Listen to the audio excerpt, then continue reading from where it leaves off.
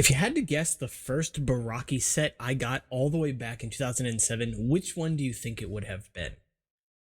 Oddly enough, and probably not the most popular first choice, it was Carapar, and I adored him. For some reason, way back then, I just had like this deja vu feeling, like I had seen it before somewhere. It's not the first time that it occurred to me with Bionicle as well up until that point, so it was just like, okay, I gotta work with my gut here. I want to go ahead and get that set. And although it doesn't have like the most exciting build of any of the Barraki sets, it still has a really close place to my heart. And I wanted to say that this color scheme here is really underrated, at least in my opinion, when you want something that looks organic, right? Bionicle, for all intents and purposes, doesn't create a lot of pieces that look organic, but the Barraki kind of go out of their way to make sure that their pieces stand out. And I think it's done tastefully. This color scheme here, though, is transparent brown or trans old black, whatever color you want to call it, of course, with heat orange. And it is such a subdued color scheme. It's really restricted, really holding itself back in a way that just lends itself to a life form pretty much perfectly, especially something aquatic, at least in my opinion. I can't tell you how many times I've been fishing and things where I've seen things with maybe not this exact color scheme, but something kind of like this. It's flashy, it's something that'll catch your eye for sure, but it's not screaming it. What I wanted to actually talk about in this video today, though, was something a little bit more obscure about this piece, because this was probably the most popular, I'm going to use air quotes when I say that, popular of the Barraki masks for Lego to recolor, because this not only appeared in the Carapar set, it also appeared in Nocturne in the sort of Takadox color scheme. Technically two different color schemes, but that's all about the parts variant form, which I highly suggest checking that out. That's in the description in the Discord server, which is free to join. That said, of course, we'll talk about that in a minute, but it also came in another color scheme, which you may not be aware of, because this one slipped under a lot of people's radar, and it is this one right here. This is actually from the Toa Terrain Crawler from 2007. It is one of the play sets from that year, which has a lot of really interesting recolors in it in general. Many of the play sets from 2007 struck a pretty good chord with having a lot of nice recolors. But interestingly, if you've never actually had experience with this piece, you might think it is white and black, but it's not actually. It's pretty close. It is actually the Thok white color, or very light bluish gray, paired with black instead. And you'll know that because another piece that comes from the set as well is this one right here, which is in fact white and black. It's a really nice color scheme, but I do like this one better. And I'm really happy that it exists, mostly because that white color is pretty rare in Bionicle. It only ever showed up on the Thok set, where people have given it its name, and of course in this set here. Now, it has appeared elsewhere in Lego, in system sets, as well as in Mindstorms as well, but it's nice to see it because it means that when you want to build something that's a bit larger, like a Titan or something, you do have some parts to do this, thankfully. The other bright side to this too is that the Paraka, as kind of strange as their build can be, especially if that was your first time building those sets back in 2006, it's very different from years prior, but contains 3 different limbs in this color scheme as well, all of which are quite nice to work with. So that is also really helpful if you wanted to make your own, say, Barraki set or something with this color scheme, or something else entirely. No, the reason I wanted to point this one out specifically in this video, though, is that this actually has 2 part numbers, and I don't know specifically why this is the case. I have a theory, though.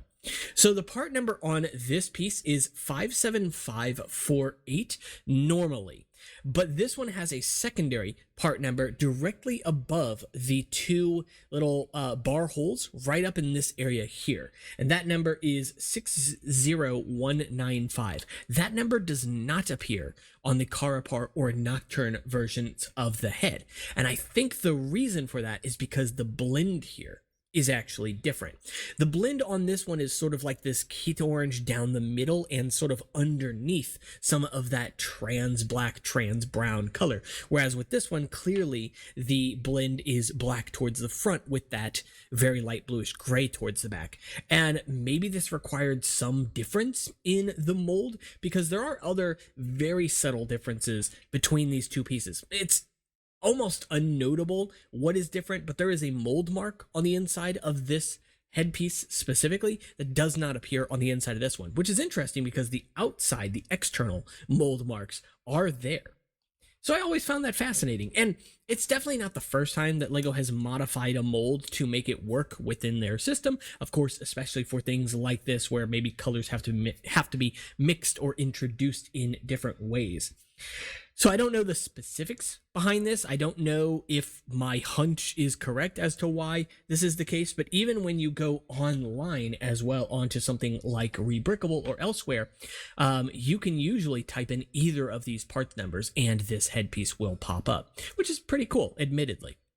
It's a really fun piece to work with, and 2007 in general just has a lot of really nice sort of under the radar pieces like this. Obviously, the Takadox head would come in white in this set as well, later on being used in gunmetal in 2008 on the Takanuva set.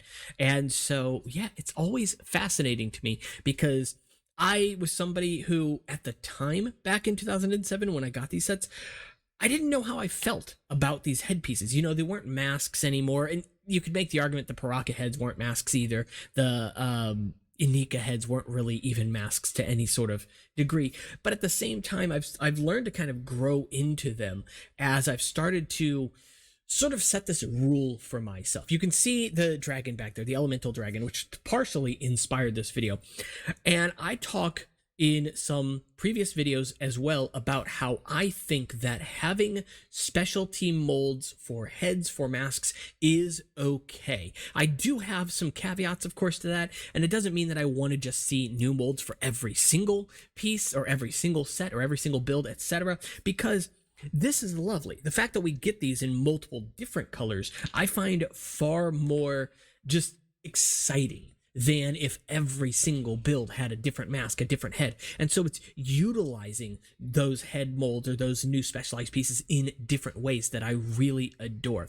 I think with like the dragon back there, that Ninjago right now, going on to that topic for a second, is actually hitting a bit of a stride with the dragon designs. Not perfect by any degree, and there certainly are some dragons that are better than others, some that could definitely use some modification and messing around with parts.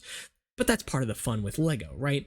But at the end of the day, seeing these new heads that feel specialized, and yet you're seeing them appear in one set, in another set, in another set, in another set, it makes them feel strictly LEGO, right? These pieces, they have LEGO connections on them. They can be used in one set or another for different things. And I really admire that because it's very easy and probably even, I want to say, there's something that draws you in about wanting to engineer something new for a new set, and it shows some restraint to not do so, partially because, of course, you know, it's going to save you money at the end of the day to not buy or not make new molds for parts.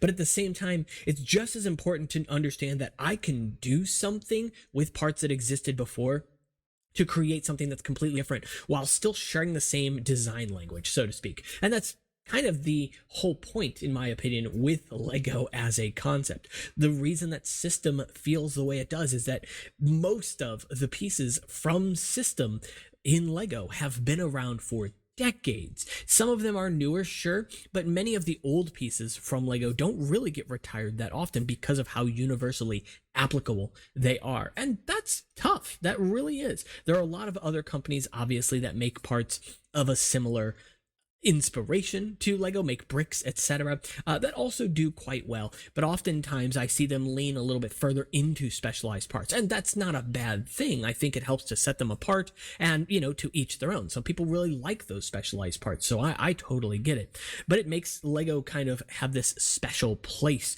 within these brick building systems that helps to make it stand out. I will definitely say that as more and more time has gone on, that more people have been able to replicate the feel of LEGO sets more successfully. Not to the same degree as LEGO, not with the same amount of consistency as LEGO, because you have to remember that LEGO has like I don't know how many themes right now on the market all at the same time, but that's difficult to do, especially to get all of that stuff to sell. And with very few exceptions, they do sell well. In fact, today I was going to be showing a rare piece. It's supposed to be arriving in the mail today, but unfortunately just has not arrived yet. And it's actually an unreleased piece from the video line, which I never bought any sets from, but unfortunately was just canceled like a year into its making because it just did not perform well. And I think that makes sense given what LEGO was trying to do. But there was some really neat stuff in these sets at the end of the day. It was a really ambitious idea, even if it didn't necessarily feel like it had its own identity outside of the whole app thing, whatever, right? But suffice to say, once that piece arrives, I will definitely reveal it and show you guys exactly what it is. I did learn about it from a fellow YouTuber here, so that'll all be in its own separate video. But yeah, it shows you that the fact that LEGO really only has like one theme every couple of years, every few years, that doesn't perform well when they've got so much saturation of the market is pretty incredible, to be honest. And at the end of the day, obviously, you know, inflation is surely going to harm their business at the end of the day, just because less people will be able to afford things. But that's unfortunately the name of the game when it comes to inflation in general. And as long as we keep getting stuff that we can expect Lego-like quality out of, you know, crossing our fingers, that means not fragile pieces, that means consistently colored pieces, I think they've got a long road ahead of them. Anyway, that's pretty much it for this video. If you guys did enjoy it, make sure to leave a like and subscribe because it does help out the channel. And of course, as always, you can check out, as I mentioned, the Discord, Instagram, or Patreon in the description below. That Discord forum, the parts variant forum, is still live. You can actually check it out and submit parts of your own that might be variations from the norm, like a Thock white foot and a Milky white foot, or whatever the case, right? So just parts that aren't normal or are just different. Check it out. You can find out exactly what they look like, and it's free, as I mentioned. So I'll see you all in the next one. Take care.